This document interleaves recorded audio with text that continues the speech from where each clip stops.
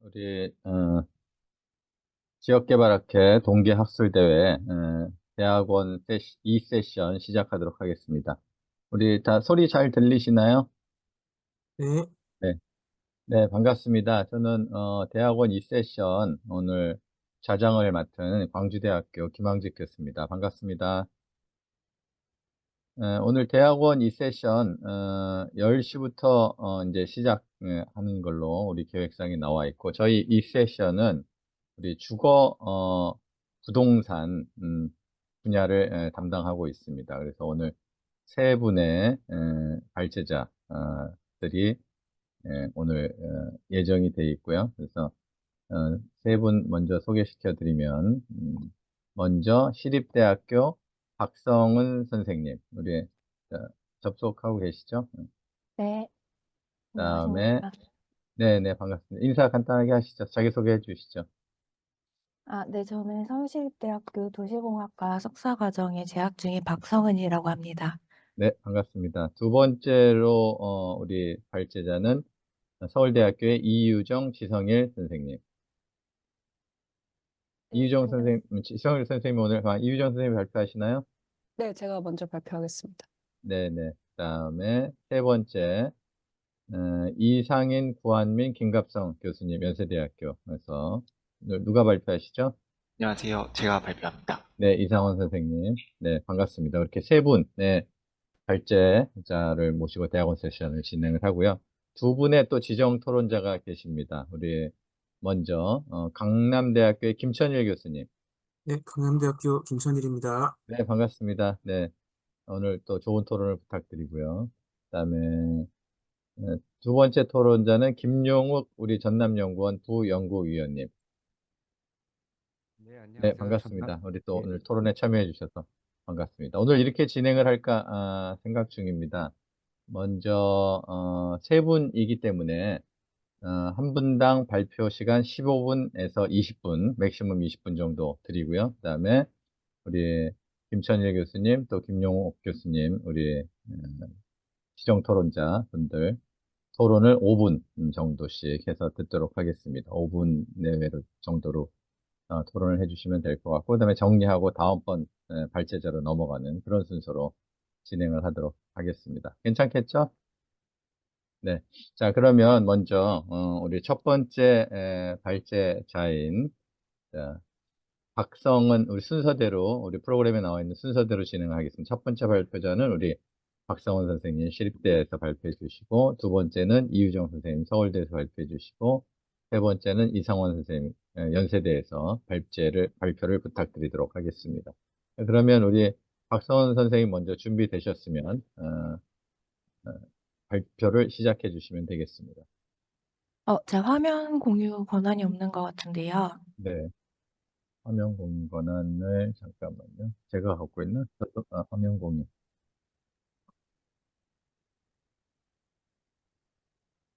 참가자 있어봐요. 잠깐만요. 우리 학회에다 물어봐야 되겠네. 저한테도 권한이 지금 없는 것 같은데. 자, 잠깐만 제가 전화를 해보겠습니다.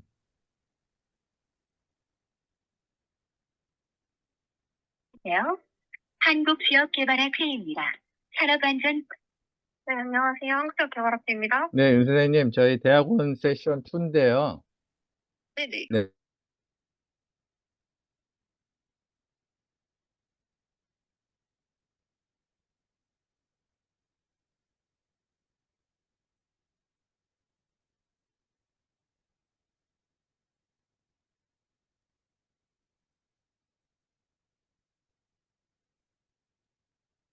되나요, 이제?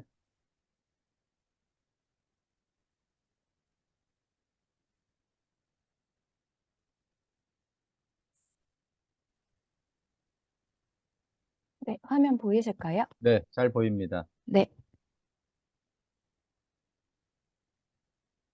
네, 저는 비수도권 지역의 주택 다양성이 청년 인구 이동에 미치는 영향을 주제로 연구를 진행하였습니다. 네, 발표 순서는 다음과 같습니다.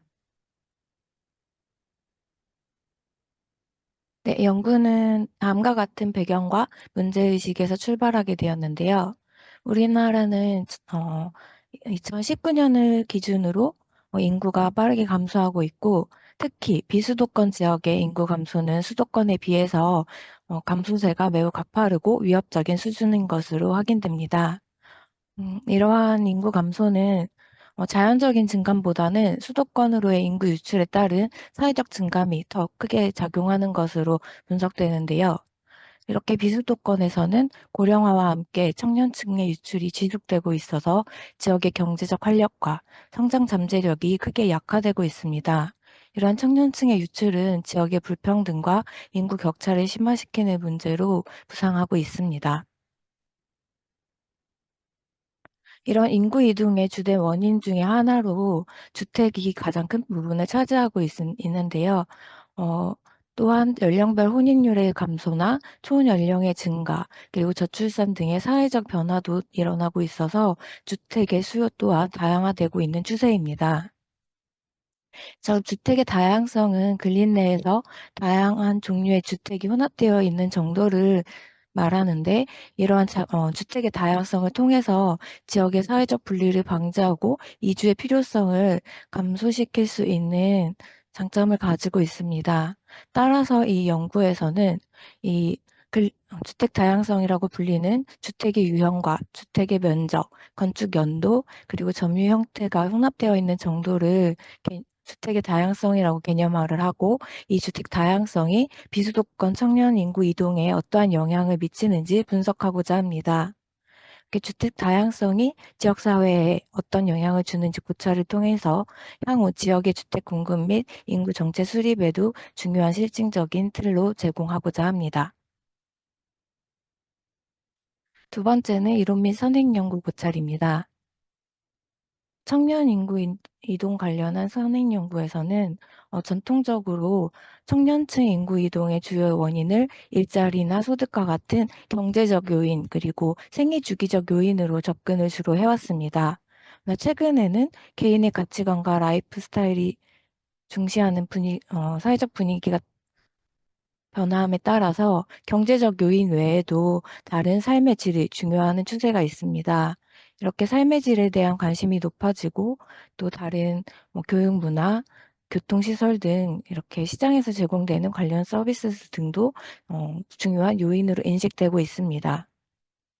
또한 청년은 사회에 진출해서 주택에 관심을 갖기 시작하는 시기이며, 또 상대적으로 주택 가격에도 민감하기 때문에 이렇게 비수도권 지역에서 지속적으로 유출되고 있는 청년의 이동을 최소화하고 유입을 확대하기 위해서는 양질의 일자리뿐만이 아니라 이런 안정적인 주거 공급이나 다른 인프라 확충이 필요하다는 연구 결과들을 찾을 수 있었습니다.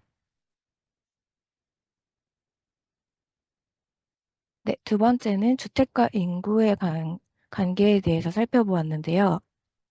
주택은 소지역 단위로 인구를 유발하고 주택의 유발되는 인구 집단에 영향을 미칠 수 있다는 선행 연구 결과를 찾을 수 있었습니다. 시군구나 보다 작은 공간 단위에선 주택 공급이 공가 발생을 통해서 외부 인구 유입 효과를 발생시키는 것들을 찾을 수 있었습니다. 또한 주택 유형에 따라서 인구 집단에 미치는 영향에도 차이가 있는 것으로 밝혀졌는데요. 이렇게 연령별로 선호하는 주택 유형이나 규모, 환경이 모두 다르고, 대규모 아파트 단지뿐만이 아니라 다양한 주택 유형에 대한 수요가 있는 것으로 확인되었습니다. 따라서 획일화된 주택이 아니라 다양한 주택의 공급을 통해서 세대 간의 통합도 이룰 수 있다는 그런 필요성을 확인할 수 있었습니다. 세 번째로는 주택 다양성과 사회적 다양성에 관해서 살펴보았습니다.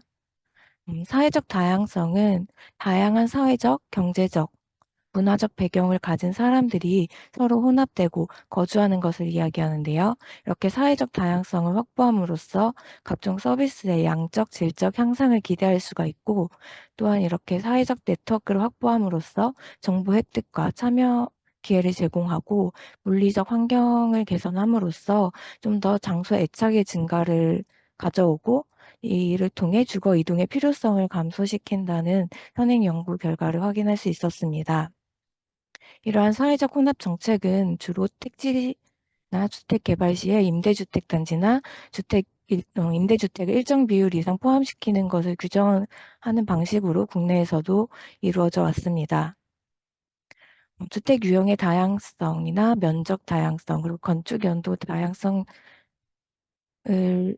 포함한 주거 다양성의 변수가 근린의 소득 다양성이나 학력 다양성과도 모두 정적인 관계를 갖는 것으로도 확인이 되었습니다. 따라서 이렇게 주거의 다양성이 근린 내의 다양한 계층과 수요의 변화에 대응해서 주거 선택의 기회를 제공하고 사회적 다양성에 기여하는 것을 확인할 수 있었습니다. 이처럼 선행 연구나 이론을 통해서 청년층 인구 이동이 갖는 중요성은 강조되고 있는데요. 그에 반해서 이에 영향을 미치는 요인들에 대해서는 좀 더 질적인 고려가 미흡한 상태입니다. 그리고 주택과 인구 관계를 다룬 선행 연구의 대부분이 우리나라 수도권을만 좀 지역이 한정적인 한계를 찾을 수 있었습니다. 또한 주택의 다양성을 골고루 다루지는 못하고 대부분 주택의 유형에 집중되어서 좀 주택의 다양한 변수를 고려하지 못한 한계점을 찾을 수가 있었습니다. 따라서 이번 연구에서는 근린 내에서 주택의 유형과 면적, 건축 연도, 그리고 점유 형태를 혼합되어 있는 정도를 주택 다양성으로 개념화하고 이렇게 좀 복합적인 주택 속성을 고려해서 다양성 변수를 구축하였습니다. 또한 인구 유출로 인해 사회적 감소에 더 큰 영향을 받는 비수도권 지역을 대상으로 하였습니다. 이렇게 주택 공급의 관점에서 청년층 유입을 촉진하고 인구 혼합을 증진하기 위해서 주택 다양성이 청년층 인구 이동에 미치는 영향을 좀 정량적으로 분석하고자 하였습니다. 그래서 가설은 다음과 같습니다. 비수도권 지역의 청년 인구 이동에 주택 다양성이 영향을 미칠 것이다. 그래서 분석은 다음과 같이 진행이 되었습니다. 네, 연구의 공간적 범위는 수도권을 제외한 129개의 시군을 대상으로 하였고요. 그리고 2020년에 통계청 자료를 활용하였습니다. 분석 방법은 다중 회귀 분석을 R을 활용해서 분석을 진행을 하였습니다. 네, 변수는 다음과 같이 구성을 했는데요. 먼저 종속 변수로 청년 인구의 순이동, 그리고 청년 인구의 시도 간 순이동, 시도 내 순이동, 그리고 지역 내의 청년층 비율 이렇게 네 가지로 각기 모형을 구성해가지고 분석을 진행하였습니다. 독립 변수는 주택 유형의 다양성, 주택 면적의 다양성, 그리고 건축 연도의 다양성, 점유 형태의 다양성을 이제 심슨 지수의 역수를 이용해 가지고 다양성 지수로 사용을 하였습니다. 그리고 통제 변수로는 선행 연구에서 경제적 요인이나 환경적인 요인들을 바탕으로 제가 재구성하여 가지고 다음과 같이 구성을 하였습니다. 이렇게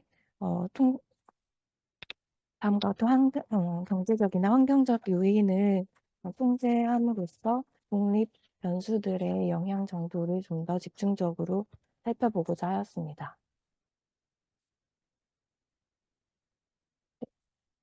나중 회귀 분석 결과 다음과 같이 결과가 나왔고요. 이는 이제 먼저 제출해드린 논문 11페이지에서 좀 더 자세히 확인을 하실 수가 있겠습니다.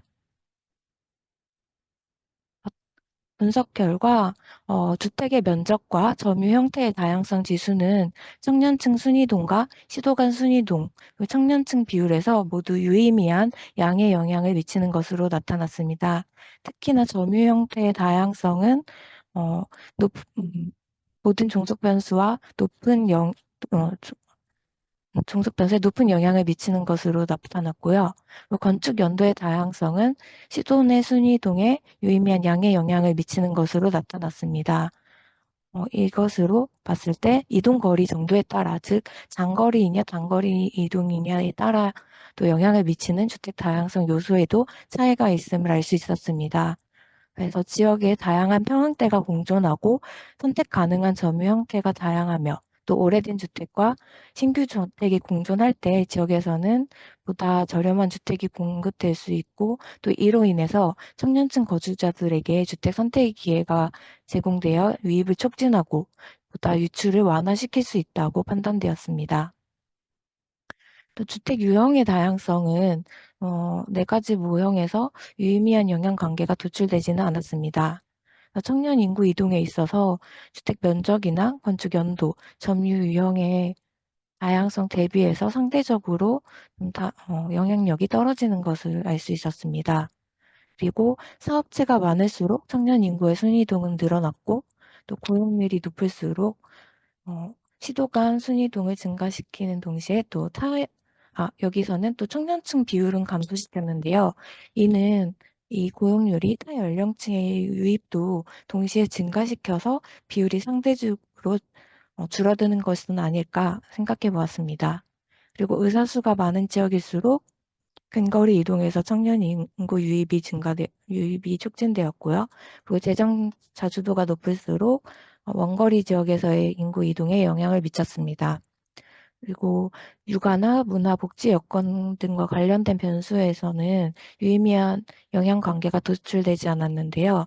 청년 인구 이동에 있어 이런 환경적 요소는 중요도가 떨어지는 것으로 보았습니다. 앞에서 분석했던 결과는 다음과 같이 정리가 되는데요. 일단 청년 순이동과 관련된 모형에서는 주택 면적의 다양성, 점유 형태의 다양성, 1000명당 사업체 수, 고용률이 양에 영향을 미치는 것으로 나타났습니다. 그리고 시도간 순이동, 즉 장거리에는 주택 면적의 다양성, 점유 형태의 다양성, 고용률, 재정 자주도와 양에 영향을 미쳤습니다. 그리고 시도 내 순이동에 있어서는 건축 연도의 다양성, 1000명당 의사수가 양에 영향을 미쳤습니다. 청년층 비율에 있어서는 주택 면적의 다양성, 점유 형태의 다양성, 건축 연도의 다양성, 1000명당 사업체 수가 양에 영향을 미쳤고 고용률은 음으로 의미한 영향을 미치는 것으로 나타났습니다. 그리고 주택의 유형과 육아, 문화, 복지 여건과 관련된 변수는 유의미하지 않게 나왔습니다. 네, 이 연구에서는 다음과 같은 한계점을 가지고 있는데요. 인구 이동에 영향을 미칠 수 있는 수많은 환경적 요인이 존재함에도 불구하고 그래도 데이터 구득의 한계로 일부 환경 요인에 국한하여서 연구를 수행할 수밖에 없었고요. 그리고 저는 주로 이제 청년층에 집중해서 분석을 하였는데 그래도 이제 다른 연령층의 비율 변화나 이동에까지는 상세히 밝히지는 못하였습니다. 네, 그럼에도 불구하고 이 연구에서는 다음과 같은 시사점을 가진다고 보았습니다. 네, 첫째, 주택 다양성은 들린 내의 다양한 계층과 수요의 변화에 대응하여 주택 선택의 기회를 제공함으로써 사회적 다양성과 청년 인구 유입에 긍정적으로 기여하는 것으로 판단됩니다. 둘째, 장거리이냐 단거리냐에 따라 이런 이동 거리 정도에 따라서도 영향을 미치는 요인의 차이가 있다는 것을 밝힐 수 있었습니다. 따라서 그런 비수도권 지역 내에 있어서 옆 지역의 인구 뺏어먹기가 아니라 오히려 이제 장거리 즉 이제 멀리 있는 수도권의 인구를 유입시킬 수 있는 그런 요인들에 힘을 쏟는 것이 필요하겠습니다. 셋째, 현행 연구에서 주로 다뤄졌던 주택 유형의 다양성은 유의미한 영향 관계가 도출되지 않아서 청년 인구 이동에 있어 다른 주택 다양성, 즉 건축 연도나 면적, 그리고 점유 형태와 같은 그런 변수들이 좀 더 영향력이 높은 것으로 추측됩니다. 마지막으로 이렇게 다양한 주택을 제공하는 주택 정책이 청년 인구 이동에 상당히 실효성을 가질 수 있다고 생각이 됩니다. 따라서 지역 내 다양한 면적과 연도, 그리고 점유 형태의 주택을 공급함으로써 좀 더 사회적 다양성을 높일 수 있는 정책이 필요하다고 생각합니다. 네, 이상으로 발표를 마치겠습니다. 감사합니다. 네, 고맙습니다. 우리 발표 잘 들었습니다. 박정현 선생님 재밌는 또 논문을 발표해 주셨네요. 우리 주택 다양성, 청년들이 주거 이동과의 관계 다양성을 쭉 재밌게 분석해 주셨습니다. 혹시 우리 이제 지정 토론자 토론하시기 전에 뭐 다른 분들 궁금하신 부분들이 있으면 질문 한번 해주시면 좋겠네요. 일단 제가 궁금한 거는 데이터 소스가 뭐였죠? 주로 통계청 센서스 자료. 통계청에 있는 네, 주택 총조사와 인구 총조사를 활용하였습니다. 그거 잘 하셨고 그동안에 우리 청년층의 우리 이 주거가 되게 우리 흔히 얘기하는 대로 그 지하에 있는 방, 뭐, 그다음에 옥탑방, 고시원, 그래서 지옥고라고 흔히 얘기했는데, 여기서 이제 좀 다양성을 가지고 쭉 연구를 하셔서 재밌는 결과를 내셨는데, 의외인 거는 유형에서 별로 유의미한 결과가 도출되지 않았다는 게 상당히 조금 살짝 의외였어요. 대개 우리가 다양성하면 유형을 가지고 이제 많이 따지는데, 그게 조금 없어서 이따 토론에서 듣기로 하고, 자, 혹시 질문 사항 있으시면 질문 한번 해주시죠. 자, 없으시면 네, 예. 질문이 있습니다. 네, 질문 말씀하세요. 네. 네, 저 연세대학교 부한민이라고 하고, 아까 그 도시계획 시설 중에 그 도시계획 시설의 그 페이지로 조금 넘어가 주실 수 있나요, 혹시? 도시계획시설? 몇 네, 페이지인가요? 아까 5페이지였나요? 선행연구 말씀하실까요? 네네네. 그 변수를 잠시만요. 정리를 하셨잖아요. 네. 네.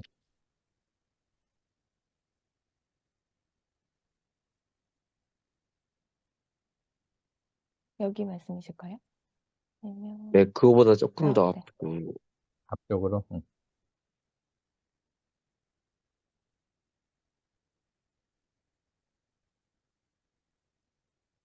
5페이지. 네네네. 네, 네네.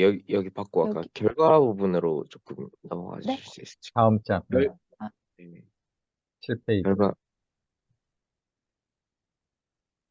제가 들어가지고 앞장으로 결과 부분으로 좀 가주실 결론 수 부분. 네네. 네네. 네. 네. 여기서, 제가 궁금한 게, 이 주택 면적의 다양성, 건축 연도의 다양성 부분에 대해서 이제 그 긍정적인 영향이 나왔다고 얘기를 해주셨는데, 네. 이 부분이 이게 그 연관이 있다는 사실에 대해서는 이제 이 연구를 통해서 이게 증명이 됐는데, 그거에 대한 어떤 그 유의미한 설명이 조금 부족한 것 같아서 그 부분에 대한 얘기를 조금 더 해주실 수 있는지 궁금합니다. 음, 음. 일단은 이제 비수도권 지역이다 보니까 제가 봤을 때는 좀 이제 신규 주택 공급이나 이런 것들이 이루어질 때 좀 대규모나 그런 뭐 대규모 대단지가 들어가거나 이런 거 외에는 사실 신규 주택에 있어서의 다양성, 특히 이제 면적에 있어서도 청년 세대는 1인 가구나 1, 2인 가구가 좀 많은 데에 비해서 좀 기존에 있던 지역에서의 주택들은 뭔가 평형대나 이런 것들이 다양하지 않다고 생각을 하였습니다, 기존에는. 그렇기 때문에 거기에 대한 니즈가 확실히 있는 것으로 좀 저는 생각을 하였고요.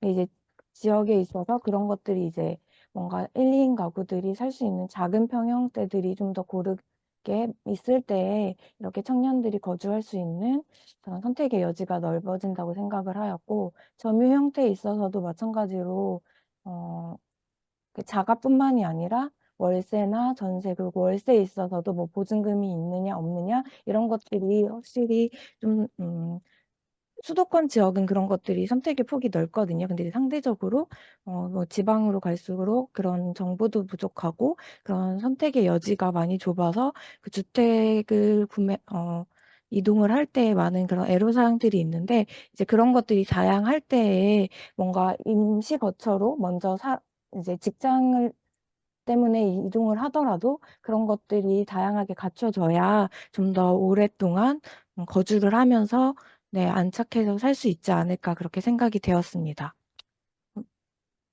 네, 답변이 되셨나요? 되었을까요? 질문하신 분의 네. 네, 말씀하신 대로라면 네. 그러면 그게 다양성 자체가 아니라 사실 그 청년들은 주택 면적이 사실 넓은 것보다는 조금 낮은 편을 선호하는 편인데 주택 면적의 다양성이 중요한 게 아니라 주택 면적 자체가 중요한 변수가 아닌가요, 그러면? 저는 그거에 이제 좀 고르게 분포를 해야 된다고 생각을 했습니다. 그러니까 저희 이제 오래된 그러니까 예전의 주택들이 좀 가족 단위 중심으로 많이 제공이 되었다 보니까 이제 그런 것들이 청년들의 니즈에 부합하지 않다고 생각을 했고, 또 구옥들은 그렇게 설계가 된 경우가 많기 때문에 조금 더 이런 작은 평형대까지 갖추고 있어야 된다고 생각을 했고, 근데 무조건 작은 것만 필요한 것이 아니라 이게 결국에는 생애 주기에 따라서 나중에는 넓은 평수도 필요하기 때문에 그런 것들이 좀 장기적인 관점으로 봤을 때 저는 다양성이라고 좀 생각을 하였습니다. 이게 기존에는 좀 한쪽에 치우쳐져 있는 것을 조금 더 고르게 분포하자는 의미로 다양성으로 갔습니다. 네, 네. 우리 질문과 답변 우리 잘 들었고요. 자, 이제 우리 두 교수님들의 지정 토론 듣도록 하겠습니다. 먼저 김철일 교수님 부탁드리겠습니다. 네, 제가 몇 분 정도 하면 되죠? 한 5분 정도 해주시면 네, 그럼 되겠습니다. 빨리 해야겠네요. 일단, 고한민님, 일단 주택 유형은 그게 안 나오는 게 맞아요. 왜냐면 주택 유형의 다양성이 그냥 데이터가 쏠려 있을 가능성이 큽니다. 그래서 그 데이터가 이제 한쪽 값으로 몰려 있을 가능성이 커요. 그러니까 어떤 지역은 아파트가 많고 어떤 지역은 그냥 다가구가 많고. 그리고 아까 고한민님께서 제기하는 주장이 맞아요. 그러니까 다양성이 중요한 게 아니고, 그러니까 어떤 청년이 어떤 지역을 어떤 시도를 탐색할 때 일단 구매 가능하냐 그거 보고 그 다음에 원룸, 고시원 등등의 선택 요건이 있느냐 그렇게 보잖아요. 그러니까 무슨 말인지 아시겠죠 지금? 그러니까 일단 저렴해야 돼요. 그 다음에 거기서 만약에 다양하면 금상첨화겠죠? 예. 그러니까 그 주장이 맞고, 그래서 이 논문이 세대 간 통합이나 믹스가 중요하냐, 어포더빌리티가 중요하냐. 저는 믹스보다는 어포더빌리티가 더 중요하다고 봅니다. 그리고 다양성 지수의 약점이 있는데, 예를 들면 다 비싼 주택인데 면적은 다양해요. 다양성이 높아요. 근데 청년층에게는 장벽이야. 그죠? 그 약점이 있어요. 그리고 논문에 보면 다양성 지수를 여러 가지 중에 하나를 제시했는데, 왜 하나 제시된 게 왜 그 지수를 사용해야 되는지, 그것도 논문에 실어주면 좋을 것 같고, 그 다음에 청년이라는 개념 있잖아요. 20세부터 39세. 청년 계층 내의 이질성도 큽니다. 20대지만 부모님과 같이 살고, 어, 또 자녀가 없는 부부, 또 자녀가 있는 부부, 이렇게 스펙트럼이 커요. 그래서 의사결정이 다르기 때문에 좀 세분화를 해줘야 됩니다. 특히 아까 보면 기초생활 인프라와 관련된 요소들이 유의미하지 않게 나온 이유는 그 헤테로지니티 때문이에요.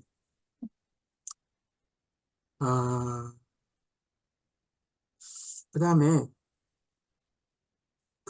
종속 변수 보면 시도 내 순이동 있잖아요. 시도 내. 그 종속 변수는 의미가 없는 것 같아요. 독립 변수는 그 시도에 대한 설명이잖아요. 시도 간이 중요한 거잖아요. 그죠? 시도 내에 많이 이동한다고 해서 그거는 글쎄, 예, 종속 변수로서의 의미가 없는 것 같아요. 그 다음에 이제 시사점에 대한 얘기인데, 이제 작금의 상황, 청년의 이동과 주거 상황, 그리고 지방의 쇠락, 그런 문제들에 대한 정책적 시사점이 잘 나오지 않는 이유가 사실은 수도권을 제외했기 때문입니다. 그래서 현재 우리가 작금이 이제 직면한 상황은 이제 비수도권에서 수도권으로 이동하는 그 인구 유출이 되는 게 지금 중요한 이슈잖아요. 근데 이제 수도권을 왜 뺐는지 모르겠는데 뺐기 때문에 시사점이 잘 나오지가 않아요. 제 생각에는. 네. 네, 이 정도로 코멘트 하겠습니다. 네, 고맙습니다. 우리 김철희 교수님, 주거, 하우징 믹스가 여러 가지 형태 믹스가 중요하냐, 아니면 어포더빌리티가 더 중요하느냐. 어포더빌리티 쪽으로 이제 방점을 좀 주셨고, 그다음에 수도권 부분들 제외했던 부분들의 문제들 때문에 연구 결과가 좀 명확하게 도출되지 않았다. 뭐 이런 부분들 말씀을 해주신 것 같습니다. 청년층의 우리 주거 선택 기준이, 그러니까 사실은 다양성보다는 경제적인 요인 더 크다. 이런 얘기를 해주신 것 같습니다. 자, 그럼 이어서 우리 김용욱 우리 전남연구원 연구위원님, 부연구위원님 토론 듣도록 하겠습니다. 예, 김용욱입니다. 들리십니까? 네, 잘 들립니다. 예, 그 제가 하고자 했던 거 김천일 교수님이 미리 말씀을 많이 해주셔가지고 간략하게만 하겠습니다. 그리고 이게 제가 그 연구원에 있으면서 뭐 인구 이동이나 부동산 쪽 연구하는 사람이 아니라 가지고요. 그냥 일반적인 뭐 관점에서 얘기하는 거라고 좀 양해를 해주시면 감사하겠습니다. 이 연구에서 좀 강조를 하는 게 그동안 이제 그 생애 주기적 요인으로 설명하던 인구 이동의 원인을 주택 측면에서 바라본 건데요. 그런 관점에서 봤을 때 이 연구가 좀 그 기존의 연구와 차별성을 가지려면 지역 요인을 잘 통제를 해야 뭐 보이려고 하는 주택 유형의 다양성이라든지 주거의 특성이 좀 잘 드러날 거라고 생각을 합니다. 앞서서 그 김찬일 교수님도 말씀을 하셨지만 이 종속 변수가 지금 인구도 20세부터 39세까지의 청년층이라고 정의를 했을 때 그 안에 생애 주기적 요인이 굉장히 다양하게 들어가거든요. 학업을 통해서 이동을 하고 그리고 뭐 결혼을 하거나 그리고 뭐 그런 생애 주기적으로 큰 변화가 있는 청년층들이 거기 그 과정 속에서 일차적으로 뭐 지역 간 이동이라든지 뭐 지역 내 이동 그런 거를 먼저 결정을 하고 그 다음에 그 지역 내에서 그런 직업, 직장이나 학교 내에 통학을 할 수 있는 범위 내에서 주택을 선택을 하고 고려할 수 있는 측면이 강할 거라고 생각을 했기 때문에 그런 기존의 연구와 차별성을 확실히 좀 가지려면 그런 변수들, 생애 주기적 요인들이 미칠 수 있는 영향을 정확하게 통제를 해야지만 그 주택의 영향을 좀 보여줄 수 있을 거라 그렇게 생각을 했습니다. 그리고 이건 뭐 자료의 측면에서 그 연구 범위가 더 축소될 수는 없겠지만 선행 연구에서도 보면은 그 주택이 이제 영향을 미치는 거는 소지역 단위에서 영향을 미친다는 선행 연구도 있었거든요. 그래서 이런 측면에서 좀 지역 간 지역을 최대한 좀 줄일 수 있으면 더 줄일 수 있겠지만 이건 자료의 한계라고 생각을 하고요. 음, 그리고 어, 예, 저는 여기까지만 얘기를 하겠습니다. 네, 이상입니다. 고맙습니다. 예. 우리 두 가지 정도 이렇게 말씀을 해주셨습니다. 우리 박성호 선생님도 우리 지정 토론자께서 주신 의견에 대해서 한번 종합적으로 답변 한번 해주시죠. 네. 저도 연구 진행하면서 좀 어려움이 있었던 부분들이었어가지고 코멘트 주신 부분들 다시 좀 더 고려해가지고 좀 더 보완을 해보도록 하겠습니다.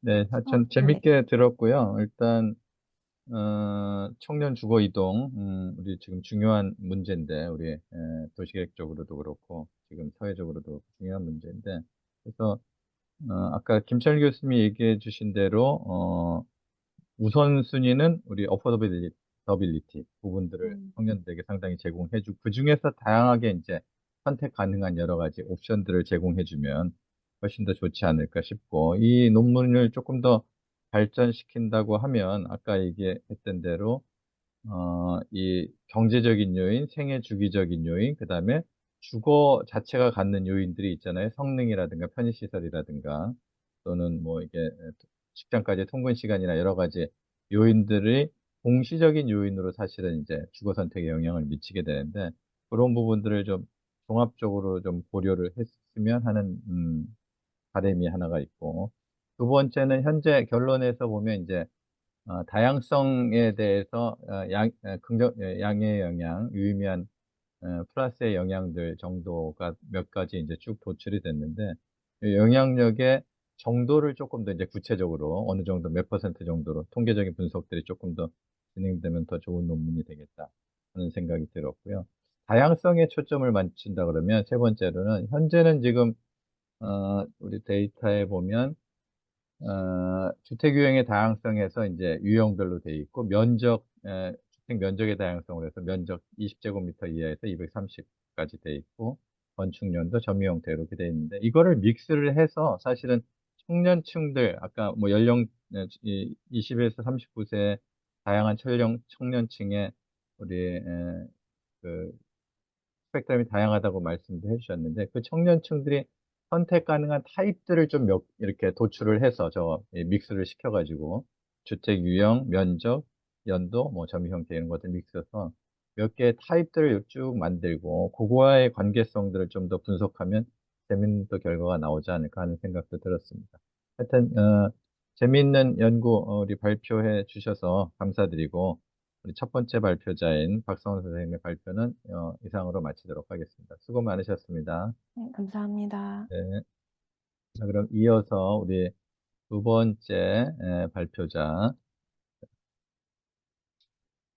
자, 이유정, 지성일 서울대학교 연구자들의 서울시 1인 가구 청년 여성들의 인구 이동 및 영향 요인 발표를 듣도록 하겠습니다. 마찬가지로 15분에서 20분 사이 해주시면 되겠고요. 발표 마치고 나서 또 질문과 토론 듣도록 하겠습니다. 자, 시작해 주시죠.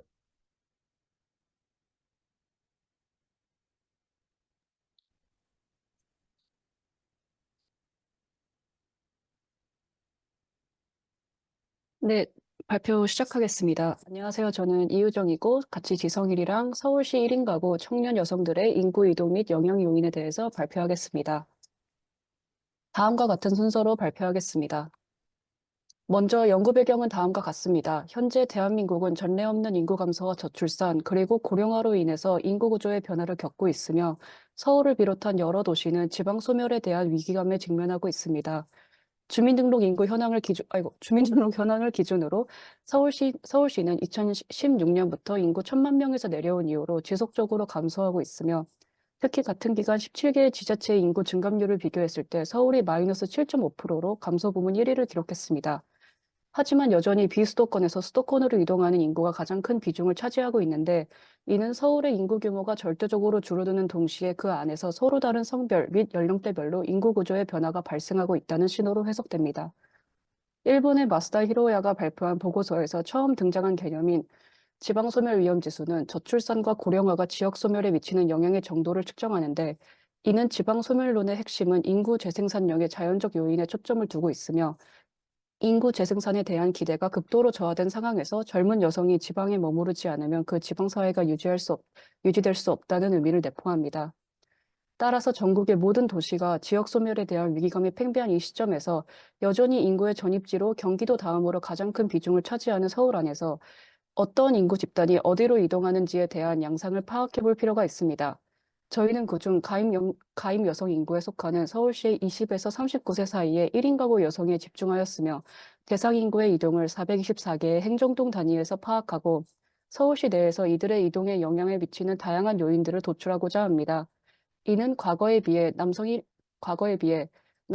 가구 대비 여성 1인 가구의 사회적 및 경제적 영향력은 높아졌으나, 해당 중요성에 비해 특정 연령대의 여성을 대상으로 주거 이동과 영향관계를 종합적으로 분석한 연구는 상대적으로 부족한 편이기 때문입니다.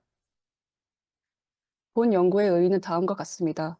먼저 인구 집단의 크기가 감소하는 서울 안에서의 가임 여성 인구 중 1인 가구의 시공간적 양상을 분석함으로써 한국 사회에서 나타내는 여성의 주거 변화를 미시적 차원에서 살펴볼 수 있다는 것에 의의가 있습니다. 또한 행정동 단위로 세부적으로 분석하여 시군구 단위에서 파악하기 어려운 여성 개인 또는 가구의 주거 변화 요인이 무엇인지 밝히는 것에 차별성이 있습니다. 연구의 시간적 범위는 2016년과 2019년 총 2개년으로 20에서 39세 여성의 시도관 전입수가 전출수보다 더 커지기 시작한 시점이 2016년과 최대 순 인구 유입량을 지닌 2019년에 주목하였습니다. 2020년 이후를 비교하지 않은 이유로는 팬데믹19의 영향력을 배제할 수 없으며 특정 변수에 대해서 데이터 구득의 어려움으로 인해서 연구 시점을 해당 두 연도로 한정하였습니다. 연구의 공간적 범위는 424개의 서울시 행정동입니다. 분석 방법은 먼저 20에서 39세의 1인 가구 여성 인구의 서울시와 다른 시 군구 간의 인구 이동 변화를 살펴본 후 범위를 좁혀서 서울시 행정동 내에서 인구 이동의 시각화를 도출하고자 합니다. 이후 선행 연구를 참고하여 청년 여성들의 이동 요인에 미치는 변수들을 도출하기 위해서 다중회귀 분석을 진행하고자 합니다. 다음은 이론적 고찰입니다. 먼저 청년 세대의 이동 요인을 선행 연구를 통해 살펴보면 20대는 지속적으로 비수도권에서 수도권으로 유출되고 있는 경향을 보이며 양질의 일자리, 통근 시간의 단축, 주거 수준의 불만족, 주거 비용의 절감, 인프라 시설 등의 이유로 이동하는 것을 확인할 수 있습니다. 수도권 내부에서의 이동 요인의 경우 낮은 주택 가격, 대규모 주택 공급, 문화 기반 시설이 많은 곳 등 다양한 요인이 존재합니다. 다음으로 1인 가구의 이동 및 영향 요인입니다. 여기서 주목할 점은 서울시 권역별 특성에 따라 인구의 이동 패턴이랑 사유가 달랐는데 대학가 및 원룸 단지가 형성된 관악구의 경우 1인 가구가 많고 전출입 이동이 매우 활발하며 종로구와 중구와 같이 사업체 수와 경제 활동 인구가 많지만 상주 인구가 적은 지역은 전출입 이동이 낮은 것으로 나타납니다. 또한 마포구, 양천구, 영등포구, 서초구, 강남구, 송파구, 강동구 등의 아파트와 학원이 밀집한 지역은 유전역 가구 거주 비율이 높은 편으로 전출입이 비교적 활발하게 나타나 교육 여건이 이동의 주요 원인으로 판단되며 나머지 지역구는 주거지역, 상업지역, 공업지역이 혼재된 지역으로 사설학원이 많지 않고 전입 인구 비율이 낮습니다. 강북구, 도봉구, 노원구는 노후 공동주택이 밀집한 지역으로 시각화 지역이 낮고 가구 원수는 평균 서울시의 가구 원수에 비해 높지만 전출입 이동은 다른 군집에 비해 활발하지 않습니다. 또한 20대 여성의 이동 요인으로 범죄 예방과 관련된 물리적 특성 여부와 직주 근접 및 개인의 결혼 및 자산 형태에 따른 이동 요인이 차별화되는 요소라고 판단됩니다. 다음으로 인구 이동의 현황을 발표하겠습니다. 먼저 해당 표는 2000년부터 2022년까지의 서울시 시군구별 대상으로 2039 여성 인구와 남성 인구의 순 유입자 수 증감을 나타낸 표입니다. 전반적으로 남성 인구와 여성 인구의 유입 변동의 경향이 비슷하나 여성 인구를 보면 2016년에서 2019년으로 넘어가는 해에 순 이동수가 음수에서 양수로 바뀌는 것을 확인할 수 있습니다. 이후 여성 인구는 증가세를 보이다가 2019년에 정점을 찍고 2020년부터 주춤하다가 2021년 이후 전년 대비 13,682명이 감소하고 2021년 이후 회복세로 보입니다. 이러한 급격한 하락세는 코로나19 및 주거비 부담으로 인해 사람들이 서울에서 빠져나간 후 대부분 경기도에서 자리 잡은 것으로 확인됩니다. 따라서 저희는 유입 유출 값이 양수로 전환되는 해인 2016년과 팬데믹 영향력이 미치지 않는 최고점의 이동성을 보이는 연도인 2019년이 이례적인 이동이라고 판단하여 주목하였습니다. 해당 표는 타 지역에서 서울시로 전입 전출한 2039 1인 가구 여성 가구 수를 행정동 단위에서 나타낸 이동 패턴 시각화 자료입니다. 2016년과 2019년의 순 유입 인구를 비교해보면 동북권과 서남권의 서울 외곽 지역을 중심으로 사람들이 유출되며 업무지구 및 대학가가 조성된 특정 서남권 지역을 중심으로 사람이 유입되는 것을 확인할 수 있습니다. 다음 표는 타 지역에서 서울시로 전입 전출한 2039 1인 가구 여성 세대주의 평균 연령을 행정동 단위로 시각화한 자료입니다. 먼저 전반적으로 2016년에 비해 2019년에 여성 세대주의 평균 연령대가 감소한 것을 확인할 수 있습니다. 또한 대학가 앞 원룸 및 주거 환경이 조성된 동네 위주는 상대적으로 젊은 연령대가 세대주인 경우가 많은 편인데 업무지구와 접근성이 좋은 지역일수록 세대주의 연령대가 높은 경우가 많았습니다.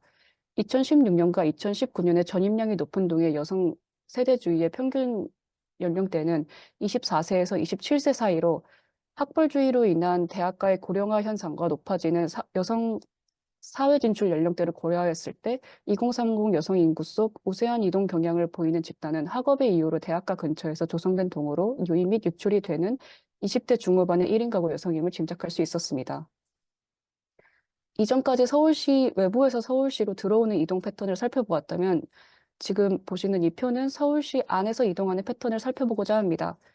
다음 표는 2016년과 2019년에 20세에서 39세 1인 가구 여성 인구의 서울시 내에 행정동 간 이동한 경우에 여성 1인 가구 전입 전출 가구 수를 나타낸 경우입니다.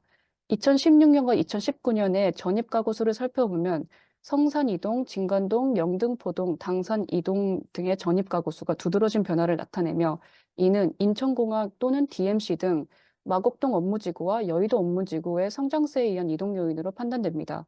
이는 양질의 일자리와 직주 근접을 중시한다는 경향성을 보인 선행 연구 결과와 일치합니다.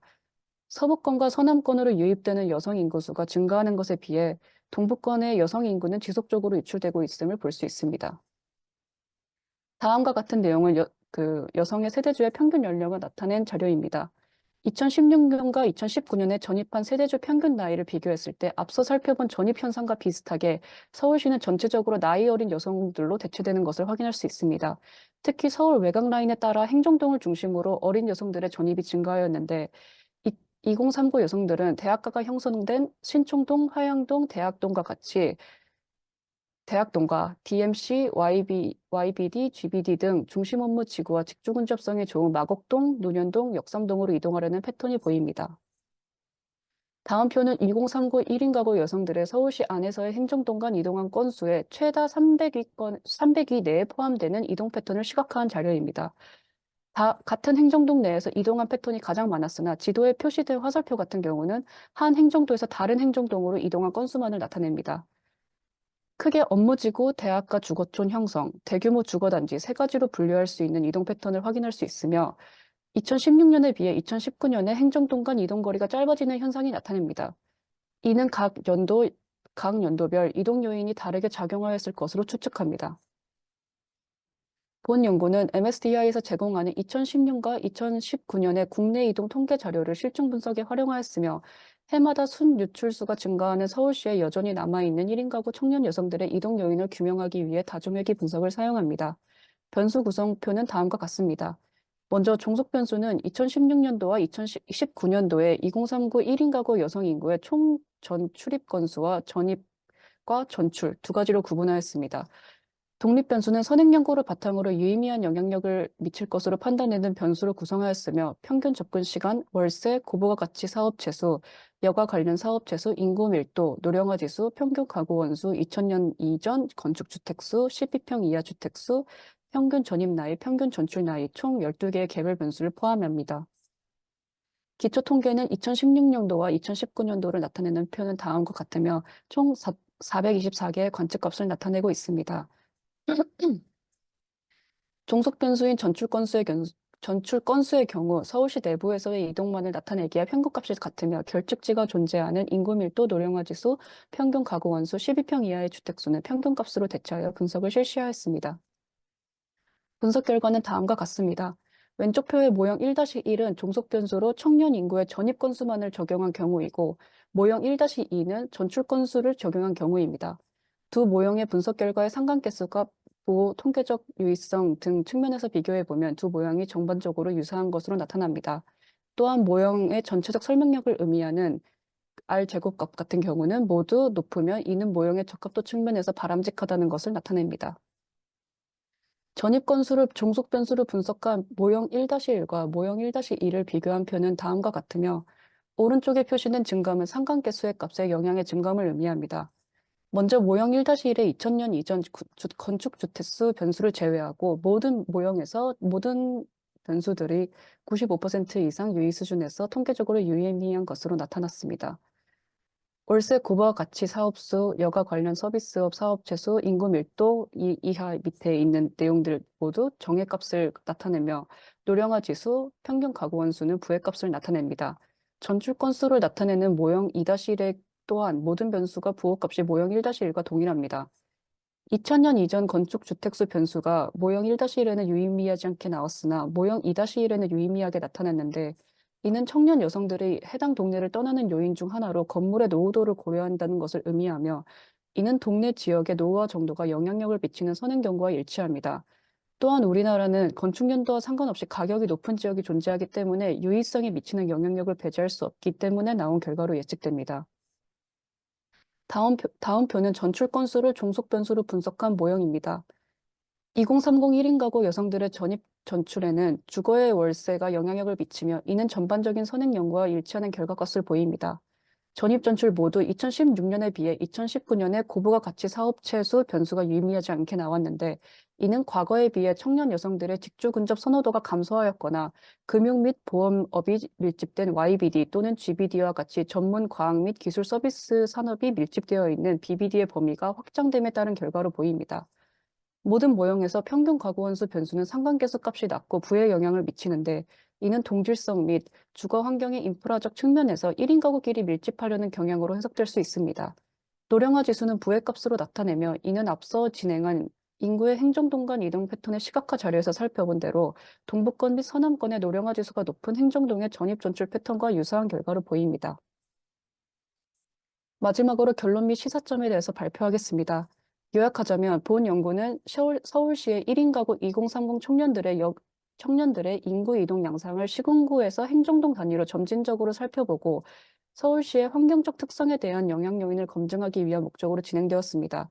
이를 위해 이례적인 인구 이동이 있었던 2016년과 2019년의 인구 이동 현황과 인구 이동 전출입의 주요 요인을 분석하였습니다. 아이고, 어디 보지? 본 연구의 분석 결과를 요약하면 다음과 같습니다. 여성 인구는 남성 인구에 비해 서울로 유입하는 경향이 나타나며 2016년을 기점으로 순 유입량이 양수로 전환되며 지속적으로 감소하는 서울시의 인구 유입량과 이례적인 현상을 보입니다. 서울시로 전입하는 여성 인구는 주로 대학가 근처에 조성된 주거지로 유입되며 서울시 내 행정동 간 전입하는 여성 인구는 주로 업무지구와 교통 접근성이 좋은 지역 위주로 전입하는 것을 알 수 있습니다. 또한 2016년에 비해 2019년의 여성 인구의 전입 전출 세대수 평균 연령이 전반적으로 낮아지며 동시에 행정동간 이동거리가 짧아지는 패턴을 보입니다. 월세, 평균 가구 원수, 노령화 지수 등의 변수를 종합했을 때 여성 1인 가구는 직주 근접, 주택 가격, 물리적 환경 및 동질성을 전입 전출 시 주요 요인으로 판단하는 것으로 나타났으나 2016년과 2019년을 비교하였을 때 청년 여성들의 전출입 요인의 변동성이 존재하는 것을 알 수 있습니다. 연구의 의의 및 한계점은 다음과 같습니다. 먼저 지속적으로 인구 집단의 크기가 유출되는 서울시 2030 청년 가임 여성 인구 중 1인 가구의 시공간적 양상을 분석함으로써 그들의 이동 패턴 및 요인을 미시적 차원에서 살펴볼 수 있다는 것에 의의가 있습니다. 또한 그동안 선행연구에서 살펴보지 못한 행정동 단위에서 세부적으로 분석함으로써 시군구 단위에서 파악하기 어려운 점을 주목했다는 점에서 의의를 가집니다. 하지만 이동 요인에 관련된 변수가 데이터 구독의 어려움으로 인해 한정적이었기에 세부적인 관계성을 파악하기 어려운 점에서 한계를 지니며 특히 이동 요인의 주요 요인 중 하나인 직주 근접성과 관련하여 여의도, 강남, 중구 등 CBD와 공간적 분석이 추가되어야 되는 당면 과제를 가지고 있습니다. 마지막으로 제시한 분석 결과의 일반화를 위해서 시간적 및 공간적 분석 대상을 확대할 필요가 있었으나 2020년 이후 인구 이동에 큰 영향력을 미친 팬데믹19의 특수성을 포함하기 어려운 한계점을 지닙니다. 따라서 향후 이에 대한 다양한 사회, 경제적 특성과 함께 시공간적 측면을 고려한 후속 연구가 활발하게 이루어지길 기대합니다. 다음은 참고 문헌입니다. 이상으로 발표 마치겠습니다. 감사합니다.